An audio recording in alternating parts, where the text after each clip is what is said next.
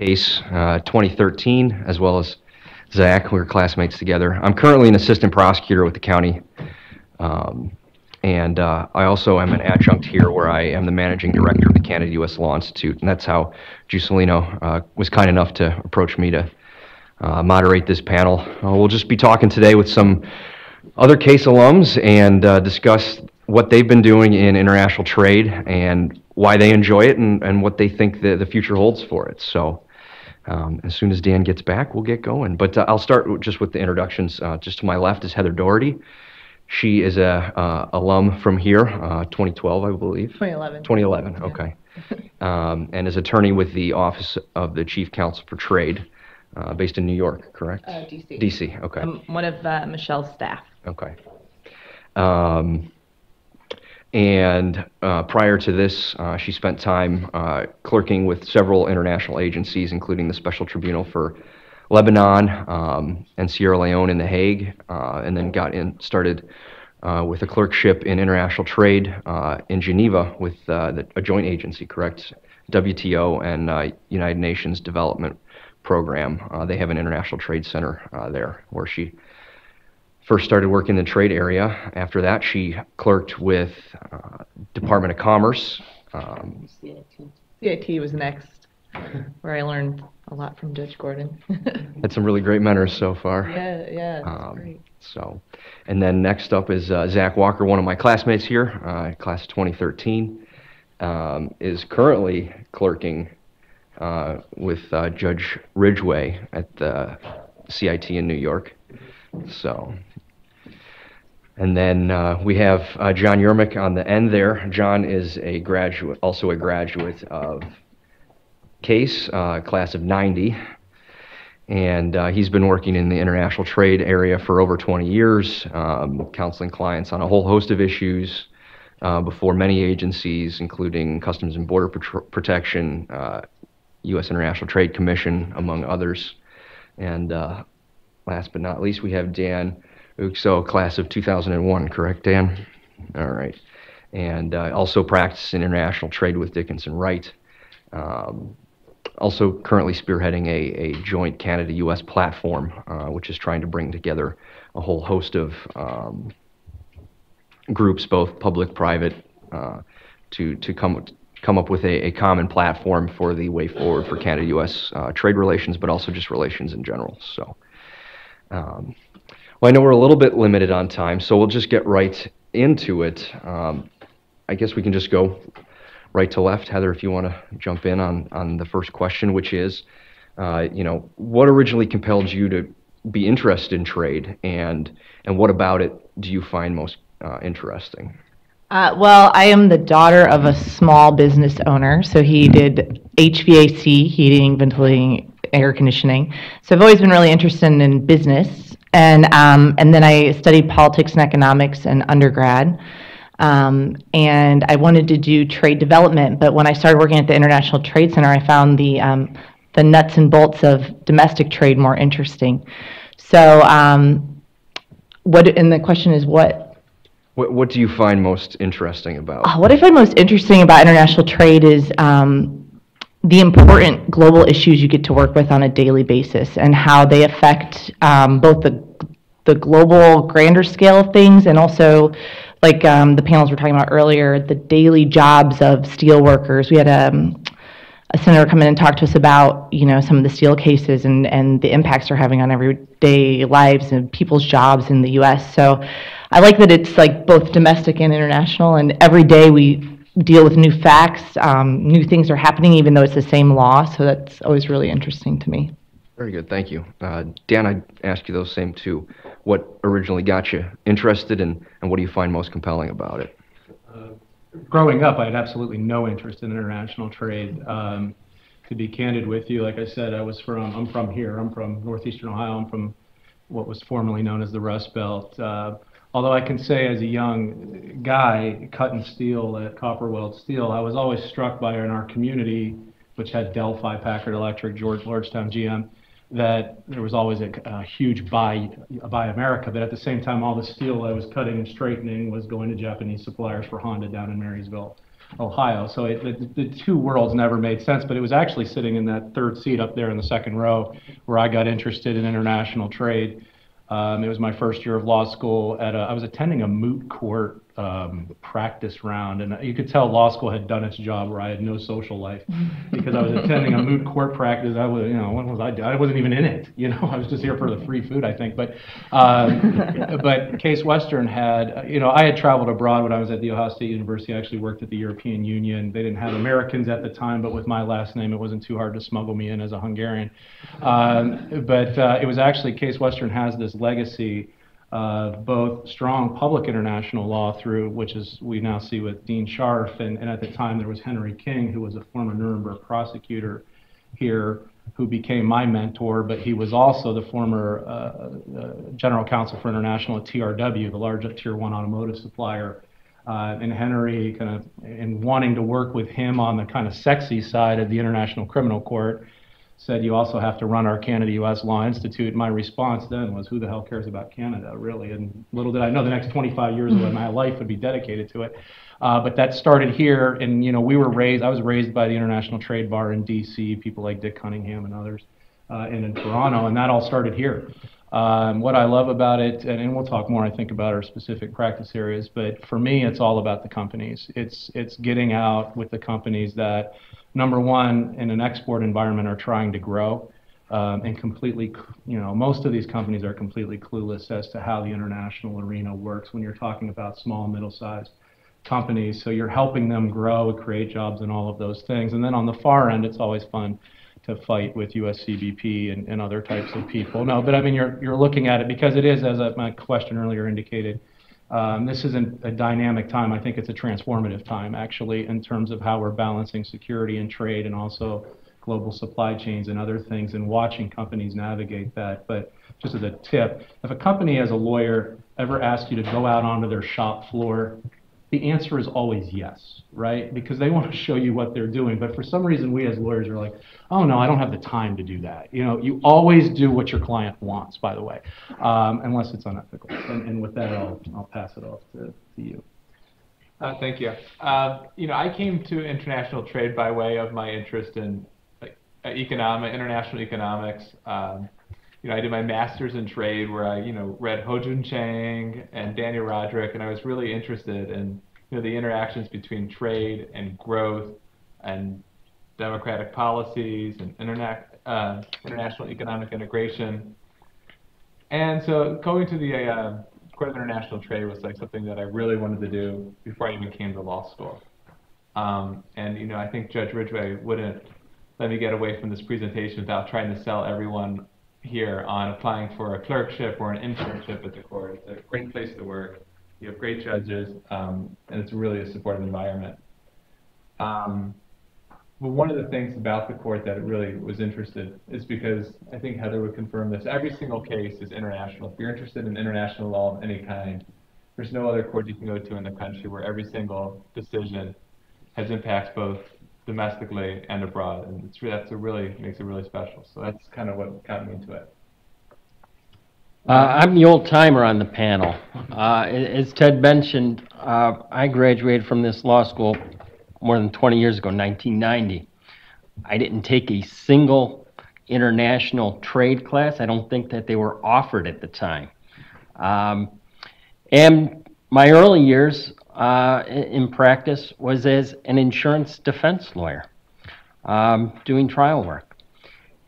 And then I began my own practice more than 20 years ago now, and began representing a number of small, mid-sized companies, as Dan mentioned. And I'm with Dan. Anytime you can put on goggles or a hard hat or have to put on a clean room garment to go see the cool technology that's being developed, that's what it's all about. You really have to know what your clients are doing in order to effectively represent their interests. But as I began advising small companies on business matters and contracts, it dawned on me that even the smallest companies are sourcing, importing, and certainly looking to export and grow their companies. And I decided at that time to embrace international trade and business and learn as much as I could. So I went about educating myself by attending a lot of CLEs at the DC bar, on 337 litigation, on what every lawyer needs to know about customs law, about FCPA, and I made a transformation, and happily so. My practice in the last 5 years is 100% international trade, and it's been a long process. It's not a route that you should take by any means. So learn from me in how not to go about a long, winding career into international trade law. But I'm on both the customs side. I get to deal with, I'm not litigating the cases at the ITC, the dumping and countervailing duty cases. I'm usually advising the companies on, yeah, customs has got you here. You do have to pay that 188% anti-dumping rate. But I've had successes as well in getting scope rulings issued that find products outside of the aluminum extrusions order. Amazingly so. I've advised Canadian companies on, no, your telescoping pool sweep is not within the scope. You're okay to bring that in and distribute it to your U.S. clients. And then I've had the opportunity to represent clients locally who said, we've been importing this stuff for 20 years. Our brokers down in Miami told us it's okay. I said, well, it's not okay. It's plainly within the scope. And I would submit that the balance that I think it was Jim mentioned, and certainly Michelle mentioned, the emphasis on enforcement, and it's not in name only. The scale is very much enforcement right there. There's the thumb. And CBP doesn't need a new law to broadly interpret these scope rulings. And I end up trying to fight the good fight, as Dan said, very often on the import side, but I'm also handling a lot of export matters, which tend to be interesting, but not for today. All right, well, John actually touched on this a little bit already. You know, what some of the challenges are in getting into this field, what some of the challenges you faced when you started your career. Okay, and I forgot my disclaimer that all opinions are my own and do not represent the Department of Commerce. I would say on the trade litigation side, well, in trade in general, our bar is very small, at least to AD/CVD. And so it's challenging to break in, period. I think you have to know that that's what you want and really push to get there. To get my clerkship at the CIT, I ended up reaching out to every single attorney I knew and said, do any of you know anyone in trade law? Because I kept getting no's. I can't even, like maybe 200 no's, I don't know. And eventually, a friend of a friend who worked in trust and estates law had a friend who clerked at the CIT. And so I was able to start making connections and start networking. But once you're there, you know, it's a great field to be in because it is such a small bar and there's such really distinguished practitioners, so you get to learn a lot. So I would say getting in the first place is the tough part, but if you're tenacious, you can do it. Thank you. Dan, you got any? No, I think that's a good way to say it. I mean, I was along the lines of John. I've taken a windy path. I started my career as a federal judicial law clerk, career law clerk for a U.S. federal judge for 10 years. Meanwhile, taught here and helped, as Ted does now, running our Canada-U.S. Law Institute here. But then I went to work for the Canadian government. If you would have told me that, you know, managing the Canada-U.S. border for 10 years, I mean, I just don't know how that would have ever even crossed my thought process. But I think the two comments I would say is, for those of you that are interested in the field, yes, there's the trade remedies litigation side, and you know that bar is, you know, it's a cloistered order in many ways, and you know, and it's a fun group of people. We're all, you know, the trade cases are all about washers, fasteners, and screws, screws, nuts, and bolts, and that describes most of us that practice in this area. But the other piece of it is I would be very careful to not narrow myself just to the trade remedies area. I mean, there's certainly a security component, with working with USCBP. The next horizon, I think, it's not even the next horizon, it's presently is the behind the border type issues, regulatory alignment, regulatory cooperation. In fact, maybe jumping ahead a minute, I actually believe the language of trade will be regulation. And just because the politics aren't there, I happen to, and this is being recorded, I want to be careful here, work with a certain governor from a certain state in which we're sitting on his views on trade during a certain presidential race. I didn't expect him to go to the White House and shake the president's hand and promote TPP, but that was his choice. But there are a lot of different issues that are here that are trade. But I think it's really important as well that you maintain that you have your domestic legal knowledge as well. I mean, I was with a Chinese client here on Wednesday that's acquiring a household name, kind of Northeastern Ohio company. But on the one minute, we're talking about complex international trade issues on some of their customs and some export controls issues. And the next minute, we're talking about, they're concerned as directors now. What's piercing the corporate veil mean? So, and it's like, oh, I knew that for the bar exam, but, I'm kidding, I know it regularly too. But I mean, those are the types of things you have to consider. So I'll pass it over. And I'll echo a lot of what Heather said, but I also will say that, for me, I had a foot in the door because of Heather. Heather helped me out immensely. And I don't think Dan knows this, but he's helped me out too because he introduced me to Dick Cunningham when he came to speak a case when I was a student and Dan was still working here. And I still keep in touch with Dick Cunningham, and he's given me advice over the past couple of months. And it's really just establishing these connections and keeping up on them and being active as much as you can with the various with SITBA, there's an ABA committee on international trade, and not just joining those things. When you're a student, joining these things is free, but you can also get involved. You volunteer to write articles about a new case or about an issue that you see or you've heard about, and just making calculated efforts like that is really, really good.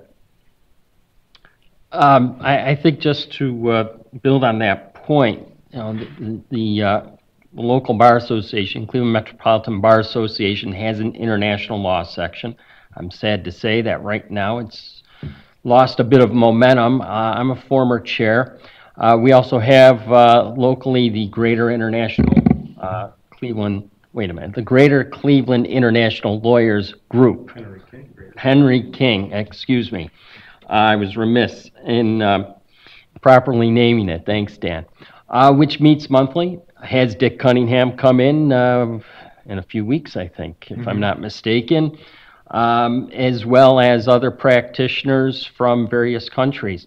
And those are opportunities that are open to you as students. And that, I think, helps to make some of those early connections that Zach just mentioned. The challenges, I know all the challenges because I did it alone, but I'm still here and I'm still practicing and I do it locally. I was chirping earlier on the last panel. Did not mean to be disrespectful, but I am here and I'm doing it on both sides, import and export. What makes it interesting day to day, going back to the first question for me, Ted, is I do sanctions work as well. And that's like keeping up with current affairs. So there's a lot of opportunities. It certainly goes beyond trade remedy, and you should consider it all. All right. We'll shift gears a little bit. We've got some time left. If you could just talk a little bit about what you do on a day-to-day basis, what the real focus of your practice is at this point, that'd be great. Yeah, so we kind of function as in-house counsel for a department of the Department of Commerce. So they come to us with any questions they have. It's the enforcement and compliance, like Michelle was saying earlier, and they're the major brains of our operation, all the analysts, the economists, the accountants, and the assistant undersecretary. So they'll call us and say, can we do this? Is it legal? What do you think about this? So on a day-to-day, I would say 60% of my job is answering like client questions, checking for legality, things that are going to be published, problem solving, sitting in meetings with different decision makers, going to Michelle and other assistant chief counsel and talking through issues with them. So, and then the other 40% hat is the litigation side, which I guess I didn't really mention, but one of the reasons I love what we do, it's writing briefs and working with the Department of Justice on strategy. There are attorneys in my office who work on WTO briefs, and we just had a big NAFTA oral argument. So I'd say it's a 60-40 litigation hat and administrative in-house counsel hat is what I do. Thank you. Dan? My practice is a little extraordinary, not in terms of success, but extraordinary in terms of being odd, in the sense that I will do trade remedies. We're involved in the never-ending softwood lumber dispute, and BC brewers and all kinds of things going on. In terms of Canada, U.S., and aluminum extrusions and other types of things, rebar, Chinese steel, etc. But I often will not be the one going into the courtroom these days, just because another major part, a lot of my practice is helping companies that are just entering export markets or importing. So we're doing a lot of that type of work, getting companies up and established and moving in that phase. So that's kind of a lot of nuts and bolts type work there, going to argue. My goal is hopefully to never see the Court of International Trade with some of our clients, because if they're arguing about a customs classification, they're not making money, frankly, at that point, unless they're selling, significant amounts. So our job is to get it right in the first instance, and so that they're moving things across international boundaries. Now, that my law partners don't want to hear that, of course, they want to hear the dispute part of it. But in terms of the billable hours, the second piece of my job is that I spend a lot of my time. I manage our Canada-U.S. platform. We have 274 lawyers doing Canada-U.S. work every day. So I have the privilege of coordinating lawyers. You never manage lawyers, you coordinate your partners. So some of that has to do with some accounting and building client service teams and out there talking to clients, which is what I like to do. And the third piece, which is a little bit of my question earlier, is as I spend a lot of time on the government relations side working on the policy shop, which obviously is keeping us very busy. I spend most of my time on the Hill. And both this Hill and Parliament Hill, as well as our state capitals, trying to do some things differently on trade and on other areas and help the think tank community and other type of people. So it's a unique kind of practice, not one well designed for the billable hour model, but fortunately I have benevolent folks that understand that and compensate accordingly. And then 100% of what I do is drafting opinions, orders on motions for Judge Ridgway, and it's, like I said, it's a really interesting job. So just cast that one on. I don't have a day-to-day that looks the same, like many lawyers, and that's partly because I would term myself as a generalist, and as far as international trade work goes, I've hinted at that or already discussed it a bit. So the other day I got an email from a decent-sized law firm here in town. Hey, we've got a client and they need some help on some ITAR issues, which governs defense articles and what they're going to do and what technology is involved. And then I jumped from that kind of work into having to send a report off to a client locally that's owned by a Belgian conglomerate and is considering opening up a maquiladora operation down in Mexico, and how the finished products are going to be classified and whether or not they're going to qualify under NAFTA, which some will, some won't.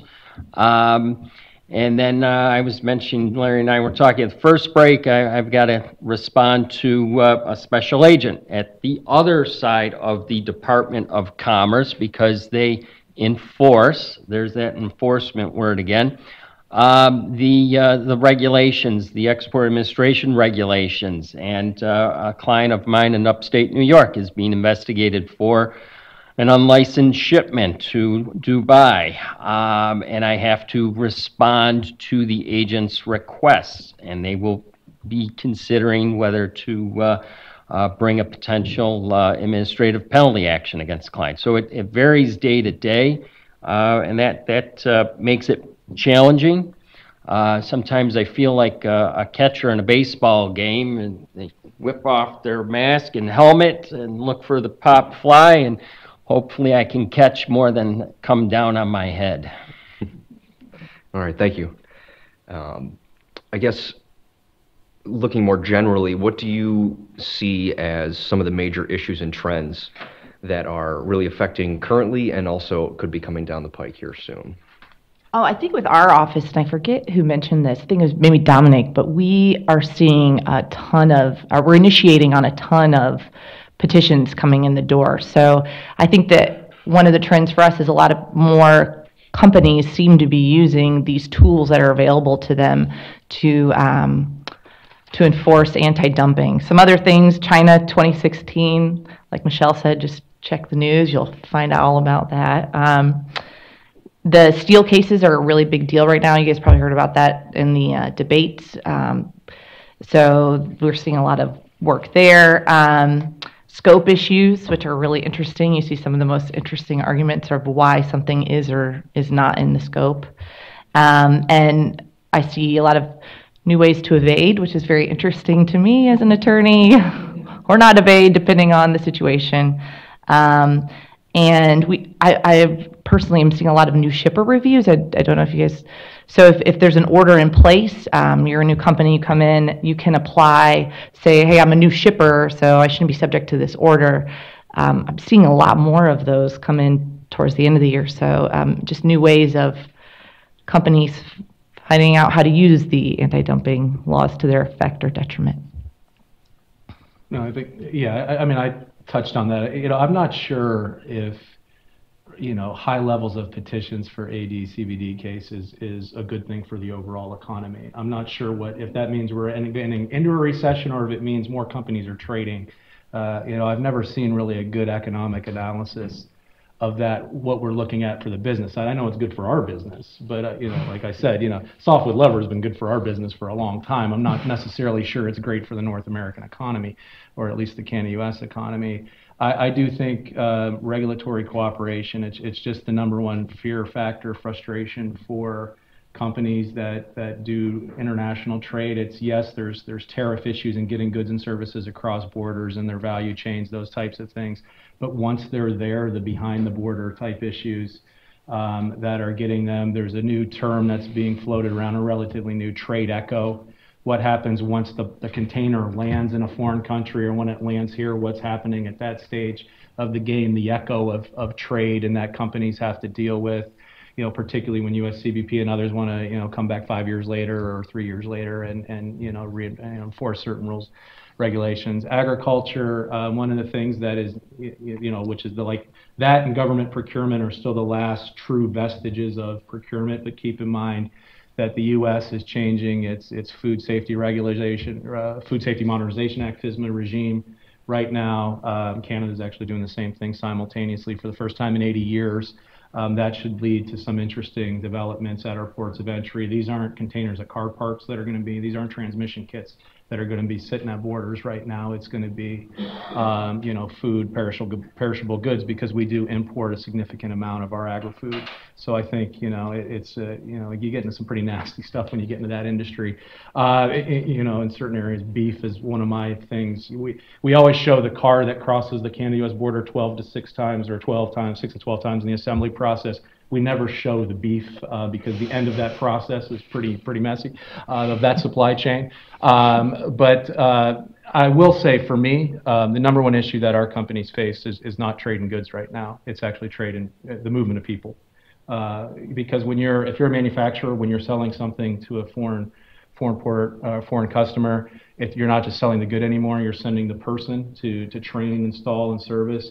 And you take our global immigration regimes. So much of the immigration debate is focused on low skilled, undocumented workers or highly skilled workers. the system isn't really set up to deal with the current manufacturing economy. Take, for example, the NAFTA immigration regime, which was state-of-the-art in 1994, hasn't been updated since then. So try to move internet or service providers, which didn't exist in 1994, by the way. So Al Gore hadn't invented it yet, but so that's a big issue that most of our companies are dealing with. So in international trade, I've become kind of an immigration lawyer in many ways too, just trying to figure out how to, and that's from structuring, how you corporate structure the company has implications for those types of things as well. So those are kind of the hot issues right now. And to build on that, I think one of the really interesting issues that I really wasn't all that familiar in when I started at the court, and it's not something that we see day in and day out, but it's something that I've sort of come across. It's just like country of origin issues are really, really interesting. And if you're a student here, you should talk to Professor Caleres about that. He'll help you out. He'll talk to you about it. And it's a really complicated area of law, and it's something that there's probably a ton of opportunities in if you're interested. I think that's where I would agree with what's being said out on the campaign trail is if we could renegotiate rules of origin, it would make everyone's lives a little simpler, although it would take away some of those billable hours Dan mentioned. What was the question again, Ted? Where are we going? Where are we going? I defend a lot of penalty cases, import and export, and sanctions.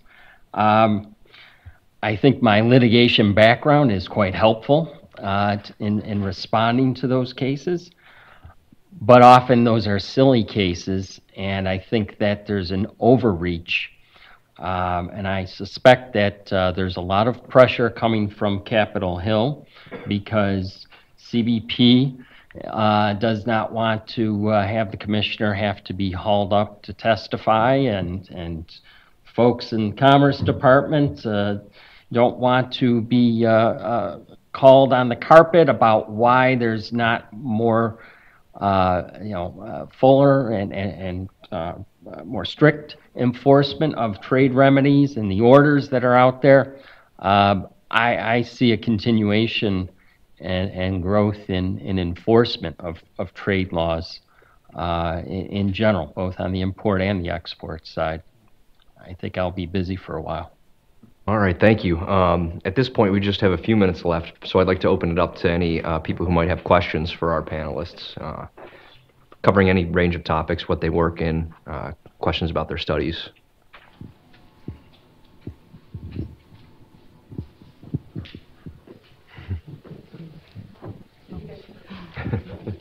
You only get the Heather question. The boss is asking you a question.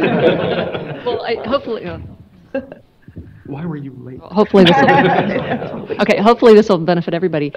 Because Heather came from the Court of International Trade as a law clerk to the agency, and I was just going to ask her if there's anything that she wishes she had known when she was a clerk about how things work that she now understands that she's at the agency, if that's not too broad of a question. Well, Michelle, I feel like it was Wizard of Oz pulling back the curtain and really understanding there are like 100 moving parts when these agency decisions, at least for us, come out.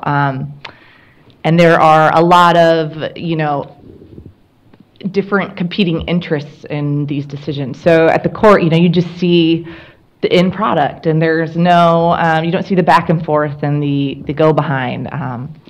Had I known, I don't know what kind of, I would still be reading the law as with the judicial hat on, but I think it would have given me a lot deeper understanding. So that's always I think a clerkship is such a great opportunity. I really would push you all to try to clerk at any level. The guidance you get, like Judge Gordon wasn't my judge, but like the brains that these judges have are just incredible. So you can get a lot of litigation and writing skills, and then even if you're at an agency, you can pop back over to a court and get that side of things. So I think that if I had better understood the workings, that would have been a much more interesting approach as a clerk. I have a quick question, and this is just more for my current students and the first years who might be here, who might be my future students. Everybody here agrees that trade practice is a very fact-intensive. nobody disagrees that. What is an aluminum extrusion? You may have to find a whole lot more than you care about about aluminum. But a very important thing to do is to become familiar with with what's happening in the world of trade. So a big suggestion that I took on in law school was to sign up for either BNA or Westlaw News on trade. And a lot of things are going to be very difficult in the beginning, but over time, things are going to be clear because you've been reading about these issues so many times that you become more familiarized. My question now to the current clerk and the former clerk is, to what extent do you think the law school students should be motivated by their professors to read not only the opinions but also the briefs that the lawyers are writing? And to what extent do you think that really helped you become a better lawyer? So I think one of the things that is really interesting is, the Court of International Trade is not that big of a court based on the number of opinions that come out of there. I think they're probably up to 120 this year. I mean, it wouldn't take you that long if you're really interested in this area of law, just to check the court's website every week and take a quick look at the 4 or 5 opinions that have come out. But then you get the question of, well, what were the arguments versus how did the judge interpret the arguments? And you can go back to the briefs. And I think it would be really interesting if there's a case that you find particularly interesting, go back and do that. And then, you're still students. You can contact the attorneys and say, I was reading the opinion, Judge Gordon's opinion in your case on this. I thought it was really interesting. Can I talk to you more about that? And you can all still do that, and most people would be willing to talk to you about that. I think it's like a great idea for networking because I think, again, networking is so important for your first job. Will you have the time to do that? I don't know. I did not in law school. Now I do, and as a clerk. One other way, Washington Trade Daily is a great, I know we get in this world of Twitter and quick news is a great way to find things you're interested in. Larry has an amazing customs law blog. I was just telling him it's my way to stay in tune with what's going on in the customs world. It's very entertaining. So you're welcome. A little shout out for the. Did you vote for it? Vote for it? For SITBA. But yeah, then, you can, almost like any kind of legal research, you use these third-party level resources and then find the court cases, and then you can dig into a brief if you're interested, write an article about it. So yeah, and I think if you find a very interesting case, they're very helpful because, again, you're seeing what the parties are saying, not how the judge is interpreting what they said. Can I just quickly, on the GPX case, have you read the briefs? Yes. Okay, so you've seen what the constitutional and the argument that it was not a constitutional, I don't think it was even 90 days, was it? It's like lightning. It's like, what, Congress acted? They did something? But that, to the point being made here is a great opportunity to understand what those arguments are. Maybe you come up with better arguments. Why didn't they make this argument? Or I understand why the court ruled the way it did, and that informs your own legal thinking and your own analysis, and that's going to be critical because that's going to be your bread and butter as you go forward in your career. All right, I know we have a couple more questions. I believe we have one in the back there. Yeah. Excuse me, I'm an international student. I'm from Saudi Arabia. Saudi Arabia, the United States is the biggest trade partner of my country, and we have a lot of companies work with, with American companies in the United States. And my question is that, as an international student, I have study trade law, WTO, but I want to be familiar with American domestic law related to international trade law so I can advise my future clients back home. Which area of law I should focus in the United States? Obviously, I think trade remedies, so that's anti-dumping, countervailing duty, but customs is another huge piece of the pie.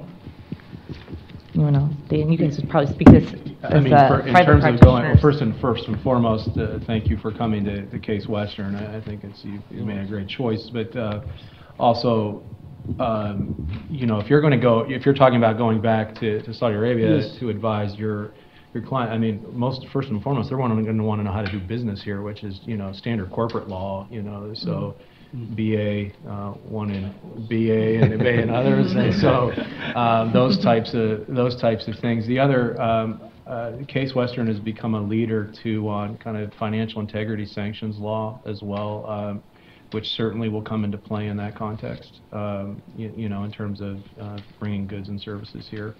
I spend a lot of my time in that area.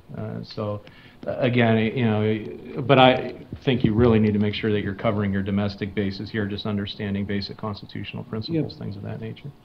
Yeah, I would add litigation. We are the most litigious society in the world. And as the judge pointed out in his speech this morning, we're a common law country. And, you know, the way that our court cases are decided is very unknown. And the discovery process of why do I have to turn over all of these documents to the other side? So understanding something about the litigation process, as well as the fact that you should probably be arbitrating those international disputes, would, I think, serve you well also. Thank you so much, guys. I think we have one more question up front. Dan and John, in programs that I've done around the country, one of the things that I've noticed is there are a lot more opportunities than one thinks, well, relative to whether it's trade remedies or traditional customs law, et cetera.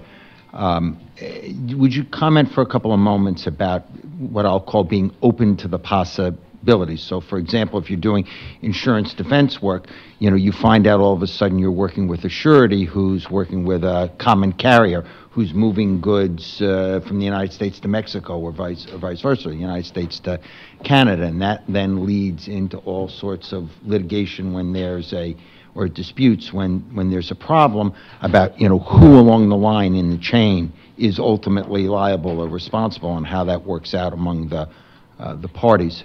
The other comment that I'd like to ask you to focus about is writing, right? A lot of folks get their hands dirty doing the transactions, and there's a lot of telephone conversations, but, you know, how do you make yourself valuable as a young lawyer to an agency, a court for a clerkship, or a firm in terms of your writing skills? I'll defer to my senior. Yeah, the guy with a few grays, right? Well, let me tackle the writing aspect first. I mean, you have to be able to communicate in good written language. It's that simple. That's a challenge for many of you students here because English is not your first language. But you have to be able to show that even if your English written language skills are not perfect, are not as precise as you would like them to be. I've had many clerks, associates that I've hired from the LLM program as well as from the JD program over the years from this school and the one down the street. And even where English was not the first language, I could see that the analysis was sound. And that's going to, I think, serve you well. You can get better over time with writing. And certainly I wasn't an all-star writer when I first started. And I'm not sure that I've gotten a whole lot better, but I think I have. And keeping it concise. You know, I try to teach. I have 4 sons, and I try to teach them. Challenge the teacher just what they want to hear, right? Why does it have to be a five-page report if I can say it in 3 and make those points? Keep it concise, because folks like Zach and the judge, they don't want to read lengthy briefs, and you'll learn that, and I'm sure you have already, that there are page limits and word limits. And don't try to get cute with font size and spreading out the margin and all this other nonsense. Get to the heart of the points you need to make, and move on. Yeah, just on the writing side, and then I'll tackle the openness question. I just echo that. To me, of the many gifts that I received from clerking for a federal judge for as long as I did, was the ability to practice writing. It's a lifelong art. I had to transition a few times because you learn how to write, in a courtroom every day, and then I went back into the dark side of private practice for a while there, and then I had to write like a human being again, which, clients don't like to see the phrase inextricably intertwined in their letters.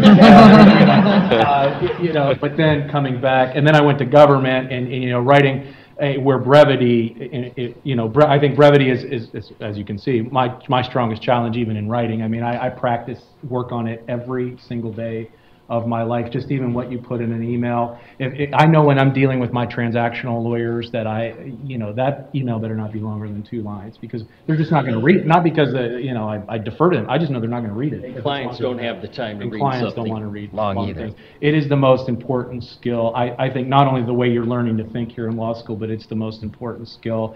In terms of openness, I do think, you guys have already taken step 1, I guess, by coming to Case Western. Number 2, by being in this room today. I mean, everybody's touched on the importance of networking and being out there, doing things additional to what you need to do. I just can't emphasize that it is a who you know kind of world, and you never can underestimate those networks that you have. I also think that our profession will be the one of the commoditization of legal services will probably be toward the end of that evolution, just because there's a lot of corporate lawyers in this world, and they're brilliant. I love them, and there's a lot of solvency lawyers, et cetera. There's just not a lot of people that understand this language and jargon and things of this nature. But to the judge's question, I also noticed that not all of these are law jobs. They're not always posted in the traditional legal. There are a lot of regulatory compliance jobs out there that, quite frankly, are doing a lot more legal work than probably they should be. But I mean, they are well suited to I think regulatory compliance. Transportation law is another big area right now, which really touches on everything we do, the 3PL world. Just because I think, look at what our economy is doing. We're not making as much, but the competitive advantage that the United States has, if we build infrastructure, is we can move these goods a lot faster. So, but you need people that understand the intersections of how international works. So I think, my career has been a testament to just being open. I've not always made the right decision, but I've had some great guidance along the way. But I didn't come in with, here's my set view on how the world should look. Let me just say sorry, Dan. No, go please. Real quickly, I'm still here. I had to be open. As a sole practitioner and small firm leader, you have to be able to see the entire chessboard, I think was Michelle's metaphor earlier. I always say you have to be able to connect the dots. You have to be able to see within that decision to make a prior disclosure to customs or not, do I have to worry about a competitor, or more likely someone on the inside who might be a trade compliance professional within my organization who's going to file that sealed key tom complaint?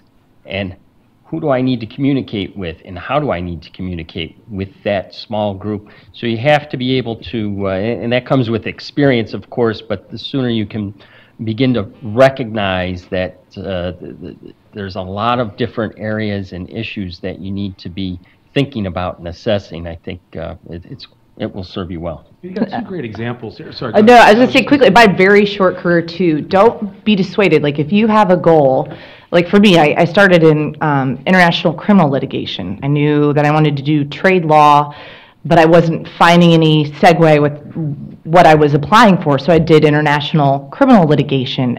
It was the most depressing job I've ever had in my life. But I started learning those skills of Judge Gordon was talking about, the writing. I remember I had a German prosecutor, my first memo brief to him, and he took it, he's like, "This is terrible." And I was like, okay.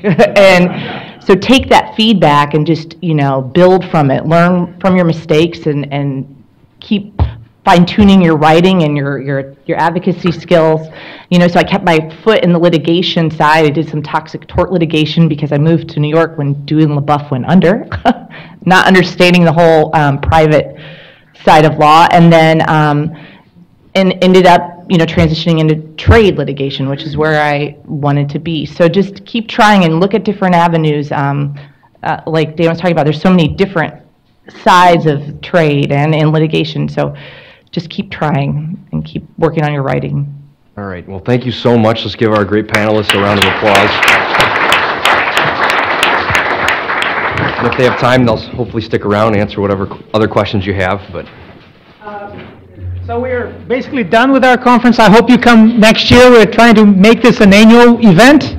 And let's thank you so much for being here and for your questions. And let's thank once more our great panel.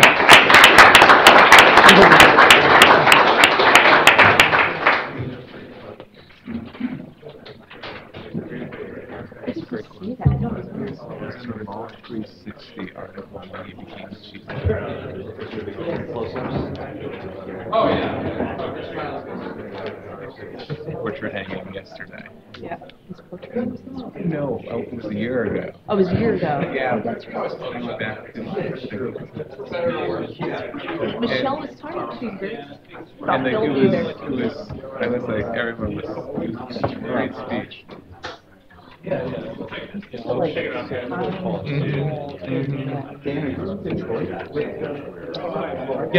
I'm based in Columbus, but I bounce between. I spend about a third of my time